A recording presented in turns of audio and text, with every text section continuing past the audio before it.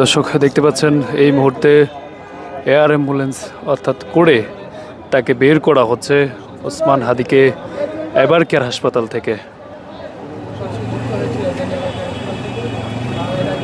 আপনারা দেখতে পাচ্ছেন সামনে তার পুলিশের বহর রয়েছে, পুলিশের প্রোটোকলের মাধ্যমে তাকে বের করা হচ্ছে ওসমান হাদিকে।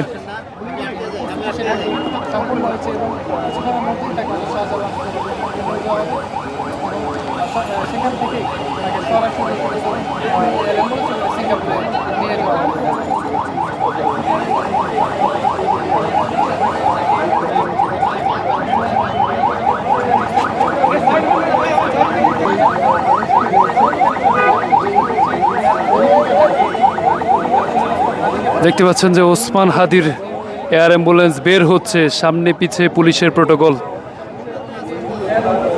আমরা দেখতে পাচ্ছি যে এয়ার অ্যাম্বুলেন্সটি বের হয়ে চলে যাচ্ছে।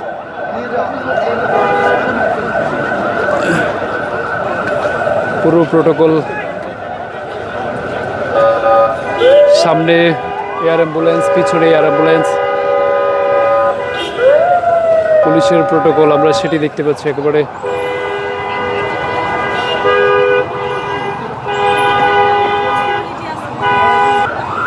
অবশেষে ওসমান হাদিকে তাকে নিয়ে যাওয়া হলো।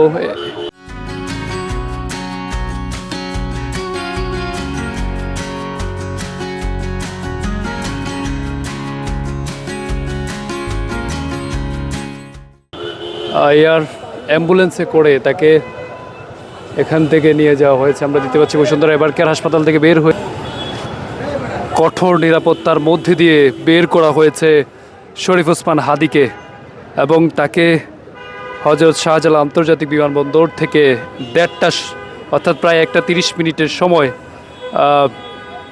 তাকে এয়ার অ্যাম্বুলেন্সে করে সিঙ্গাপুরে নেওয়া হবে। আপনারা দেখতে পাচ্ছেন যে এখানে ইনকিলাব মঞ্চের যারা সদস্য রয়েছে, হাদির ওসমান হাদির বোন, এবং আমরা দেখতে পাচ্ছি যে ইনকিলাব মঞ্চের জুমা তিনিও রয়েছেন এই গাড়িতে করে।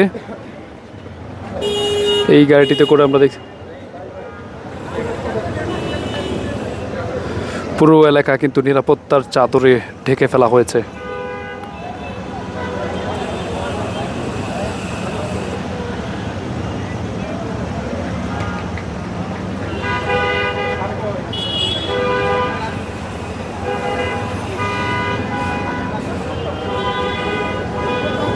আপনাদেরকে জানিয়ে রাখি, ইনকিলাব মঞ্চের মুখপাত্র শরীফ ওসমান হাদিকে তাকে সিঙ্গাপুরের উদ্দেশ্যে রওনা হয়েছে। তার গাড়িবহর আমরা দেখেছি পিছনে এবং সামনে পুলিশের প্রোটোকল, তারপরেই তাকে মাঝখানে তার এয়ার অ্যাম্বুলেন্সটি রাখা হয়েছে এবং তাকে এভার কেয়ার হাসপাতালের একটি অ্যাম্বুলেন্সে করে তাকে হযরত শাহজালাল আন্তর্জাতিক বিমানবন্দরে পৌঁছানো হবে। তার পরবর্তীতে তাকে হযরত শাহজালাল আন্তর্জাতিক বিমানবন্দর থেকে এয়ার অ্যাম্বুলেন্সে করে সিঙ্গাপুরে নেওয়া হবে।